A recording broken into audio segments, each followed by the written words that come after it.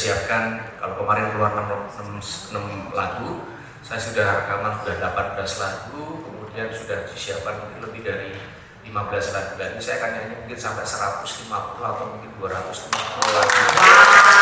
Oh iya, saya mau nyanyi sampai 365 lagu biar kayak kalender.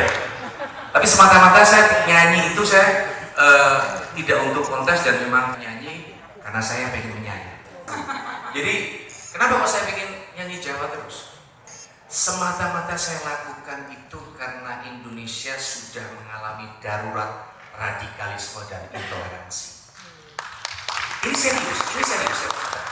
Tahun 2019 ketika sudah cerita politik pada saat itu, Indonesia mengalami data dari BNPT itu sampai 32% radikalisme dan intoleransi.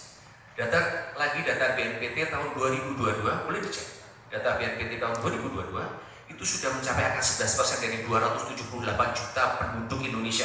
Tetap aja masih banyak, hampir 30 juta. Ini sangat mengerikan. Memang masih ada. Kenapa kok saya selalu bicara tentang masalah intoleransi? Karena Indonesia ini jadi karena berbeda-beda, bapak-bapak, ibu-ibu semuanya. Sejak dari awal dulu founding father bikin negara Indonesia itu karena kita beda. Dasar negara itu kalau kita di Eropa itu cuma 2 yang saya tahu. Pertama, bahasanya sama, yang kedua sukunya sama. Pasti itu. Prancis itu karena bahasanya sama, sukunya sama. Lah kita itu sukunya aja udah 760 sekian suku. Besar itu. Apalagi bahasanya. Bahasanya sampai 2400 sekian. Nah, ini yang kemudian hasrat, apa yang bisa saya lakukan untuk ini? Sekali lagi, saya bikin acara Java Pop Festival ini supaya lebih melestarikan lagi. Ada sebabnya. Beberapa studi yang mengatakan bahwa bagaimana cara deradikalisasi, bagaimana cara intoleransi itu bisa kembali lagi ke NKRI. Beberapa studi yang dilakukan itu adalah mengangkat akar budayanya. Ini serius. Ini masalah serius.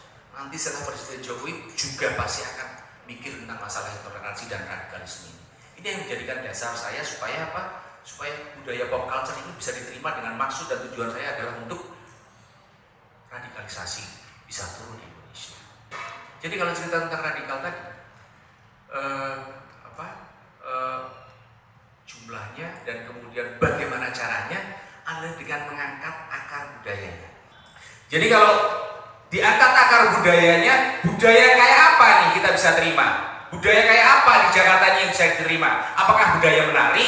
Apakah budaya menyanyi? Apakah budaya apa yang bisa diterima semua pihak untuk itu? Nah, saya berpikir dengan kemudian saya menyanyi Jawa, kemudian saya bikin Java Pop Festival ini semata-mata untuk mengurangi radikalisme dan intoleransi yang ada di Indonesia. Bagi saya pribadi, saya mungkin tidak berkepentingan atau tidak berkeinginan untuk mendapatkan uang. Serius, tidak. Tapi kegiatan ini harus berkelanjutan dan harus disponsori terus supaya apa? Harus ada bisnisnya. Kalau kita berkegiatan tidak ada bisnisnya, ya selesai begitu saja.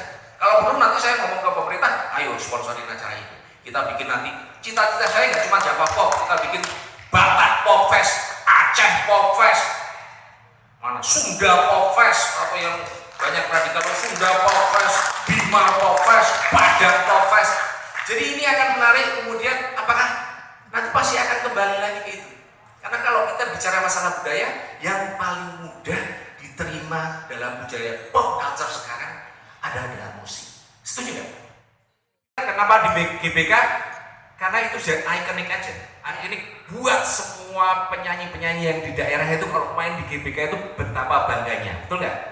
Apalagi insya Allah nanti kalau ternyata sukses, saya akan bawa teman-teman ini semua untuk konser di 4 negara. 4 negara Hong Kong, Taiwan, Malaysia, sama Arab Saudi. Seru nggak?